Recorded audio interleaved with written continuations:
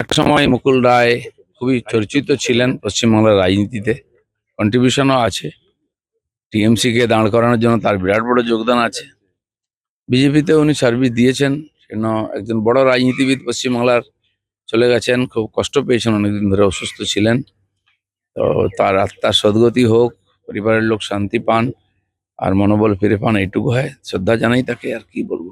সারা ভারতবর্ষের মহিলারা বেশিরভাগ ভোট বিজেপিকেই দেন, কারণ বিজেপিকে সবাই বিশ্বাস করে।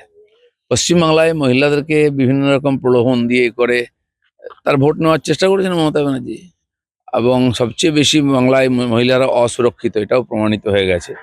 সেজন্য টাকা তো সব সরকারি সবাই দেয়, নিতাপত্তি নেই। ভোট দিন ভবিষ্যতের কথা ভেবে। পশ্চিমবঙ্গ এমন একটা রাজ্য যেখানে সরকার কোনো সিদ্ধান্ত নেয় না, বা সব সিদ্ধান্তের বিরোধিতা হয়। সবচেয়ে বেশি মানুষ সরকারি সিদ্ধান্তের বিরুদ্ধে কোর্টে যান। এটাও রাজ্য সরকারের অসহযোগিতায় এরকম লম্বা হয়েছে, কমপ্লিকেটেড হয়েছে। সেই জন্য আদালত হস্তক্ষেপ করেছেন, তাহলে তো শেষই হবে না। আর মমতা ব্যানার্জির একটা কালচারই হয়ে গেছে, তার সরকার ডিসিশন নেবে না, এখানকার মানুষ বাধ্য হয়ে কোর্টে যাবে। আর এখানকার পশ্চিমবাংলার সম্পর্কিত সমস্ত বিষয় কোর্টে গিয়ে সমাধান হয়। আর এসআইয়ের ক্ষেত্রেও তাই হয়েছে। সব সময় কেন্দ্রীয় বাহিনীর সেনার বিরোধিতা করে এসেছেন মমতা ব্যানার্জি। দেখলেই তাদের ভয় হয়, যেমন পাকিস্তান বাংলাদেশের লোকেরা ভয় পায় ভারতের সেনাকে, সেরকম। তো সেই জন্য এসেই গেছে অলরেডি, সেন্ট্রাল ফোর্স আসবে আরো বেশি।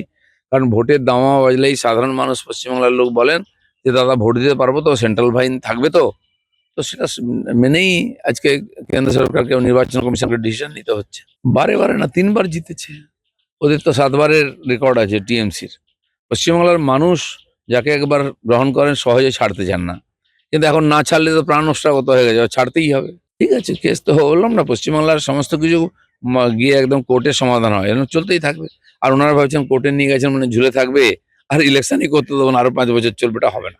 মুকুল রায় এসেছিলেন আমাদের পার্টিতে, পার্টি যখন সমৃদ্ধ হয়েছিল তখন এসেছিলেন। তার যোগদান আছে পার্টির যে ফলাফলেতে। তার মতো অভিজ্ঞ নেতাকে আমরা পেয়েছিলাম, কিন্তু আবার তিনি সরকার হওয়ার আগেই চলে গেলেন। তো ওনার কিছু নিশ্চয় বাধ্যবাধকতা ছিল, আর না হলে চলে গেল কোনো পার্টি ছেড়ে। তো সেই জন্য ব্যাস উনি টিএমসিতে শেষ জীবনটা কাটিয়েছেন। কংগ্রেস থেকে বোধহয় রাজনীতি শুরু করেছেন, আমি জানি না আর কোন কোন পার্টিতে ছিলেন। তো সেই জন্য তার প্রতি আমরা কৃতজ্ঞ, তিনিও আমাদের পার্টিতে কাজ করেছেন। আমার সঙ্গে যোগাযোগ ছিল, আগেও দেখা করেছেন, আমি সভাপতি ছিলাম তখন এসেছেন, এবং তাকে আমরা কাজে লাগিয়েছি তার অভিজ্ঞতাকে।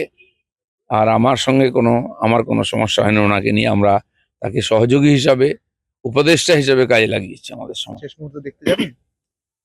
দেখা যাক, সব তো শেষ হয়ে গেছে, আর কি আছে।